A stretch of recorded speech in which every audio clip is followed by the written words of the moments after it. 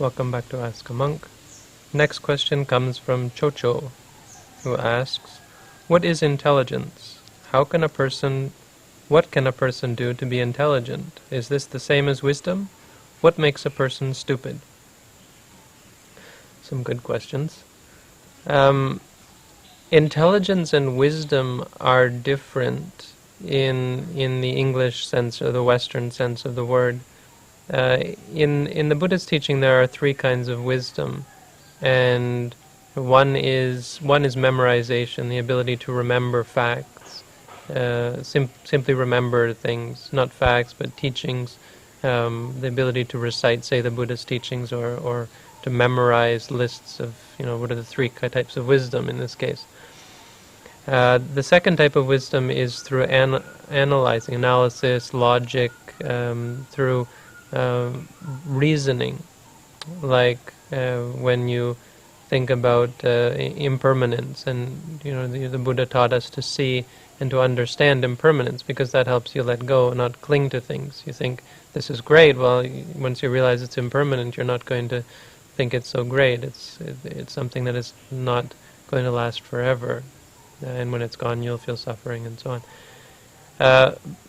But simply thinking about this is a type of wisdom, type of panya, we say, which we could translate as wisdom. Reasoning, yes, this place where I'm at, I'm not going to be able to stay here forever, and so on. And this body I have, it's not going to be healthy forever. Thinking in this way, I think it's clear that many Buddhists fall into this trap. It's something that many teachers bemoan, that we often fall into this trap of thinking about the Buddha's teaching and reasoning and saying, yes, I understand impermanence. Impermanence means, look at all these things around us, they're all going to change, and yesterday it was sunny, now it's cloudy, and it was raining this morning, and now it's not, and so on. And suffering, we say, yes, there's lots of suffering. I had a toothache or a headache or so on. But this isn't, from a Buddhist point of view, true wisdom. True wisdom is this third type, which comes from experience.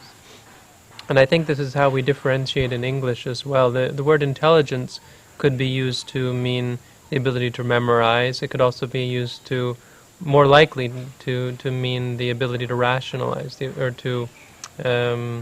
ability to consider and to use logic and to make arguments and so on, to come to understand intellectually, in terms of the intellect.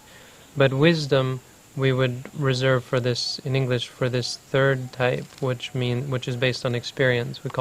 We say old people are wise because of all their experience that they've had. They've gone through a lot, and they've learned a lot from it. They've learned many lessons. They've seen many things, and they've been able to spend time considering and so on. And so we consider them wise.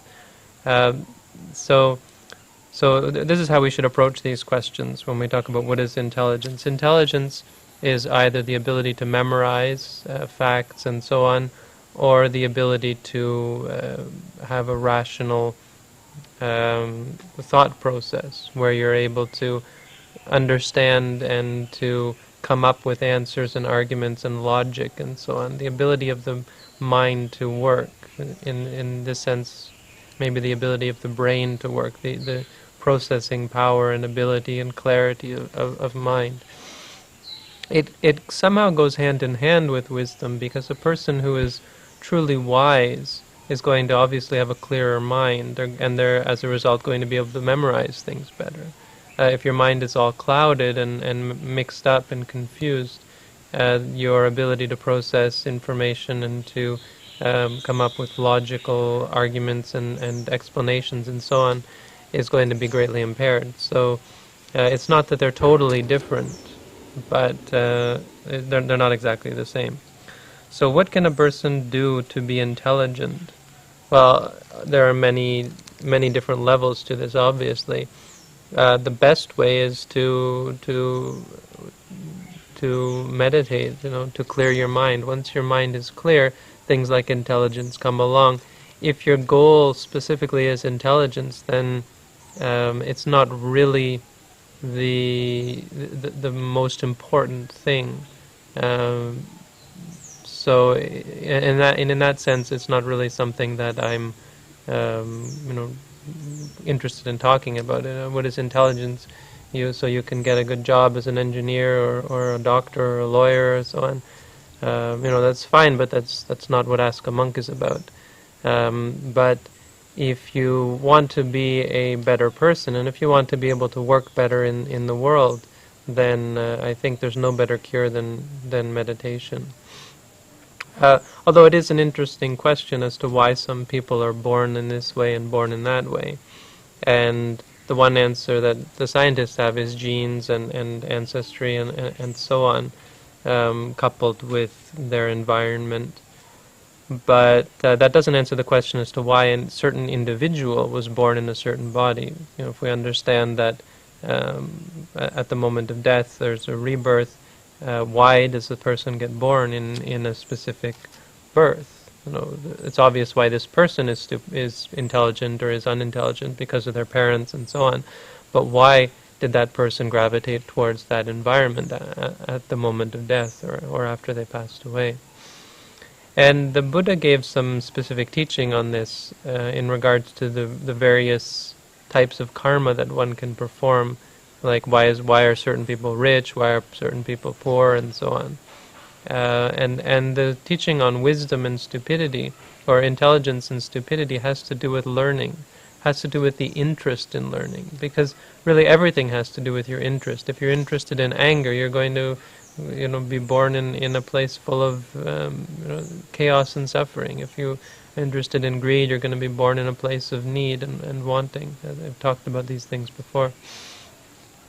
But if you're interested in learning, and if you're working, even if you suppose a person of low intelligence who isn't able to process arguments, their brain isn't functioning very well, it could be based on things they've done in a past life that have brought them to this situation. But if they apply themselves, then the intention, once they're able to throw off this body and these genes and this organism, they'll gravitate towards a better one that's better able to process information.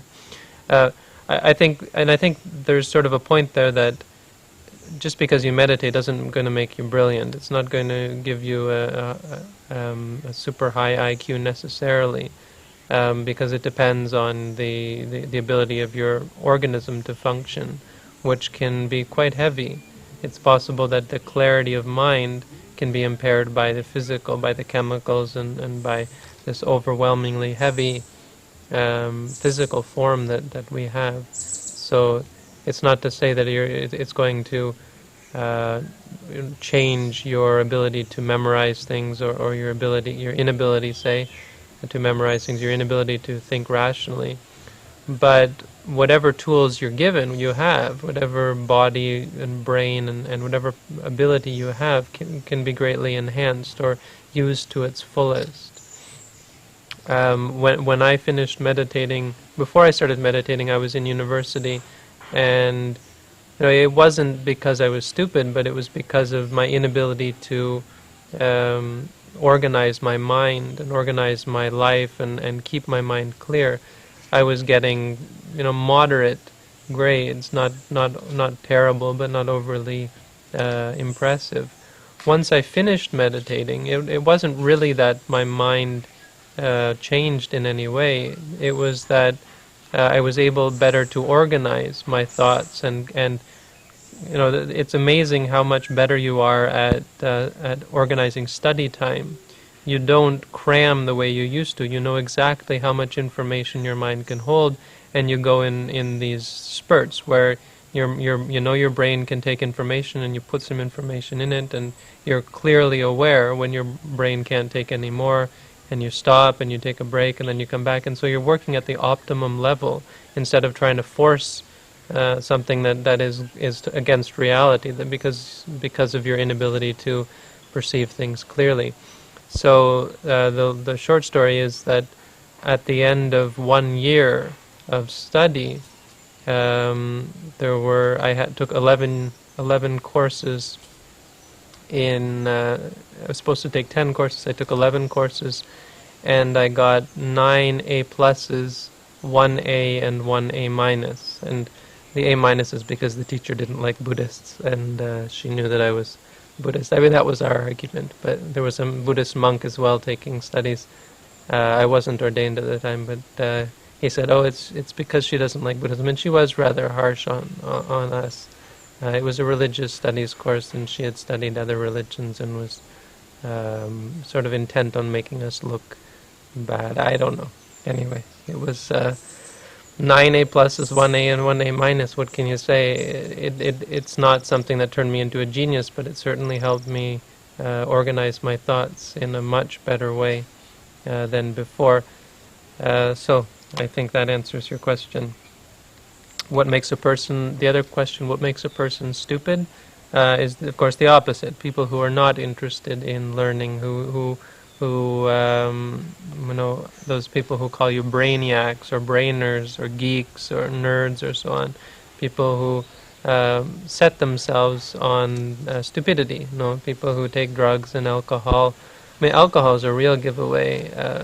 You're poisoning your brain, and it's funny to me now because I was so intent on that before. That was before I went to meditate. That was our life. Alcohol was the greatest thing. And now to listen to people talk about alcohol as if it's a great thing and as if it's a normal thing is just ludicrous to me. It's funny how your intentions change.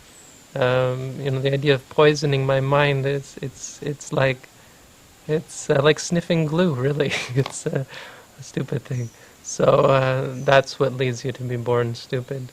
It leads you to stupidity in this life, but it changes your direction, and it's what leads you to be born as say animals. It's why you're born as a dog or a cat. My teacher, one morning there was a cat sitting on his pillow when he gave a talk, and after chanting, this was when we were doing morning chanting, and after morning chanting he always gives a talk. And he gave a talk about this cat. He said, I look at this, looking at these looking at animals, and he said, I just look at this cat, and you said, you can see there's no wisdom there.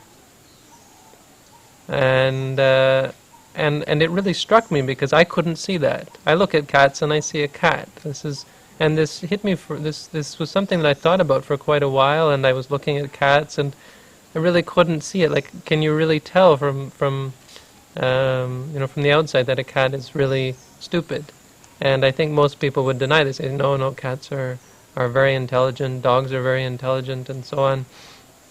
And it's something that is quite profound, and I would challenge people to examine that. Anyway, that's not really a part of your question, but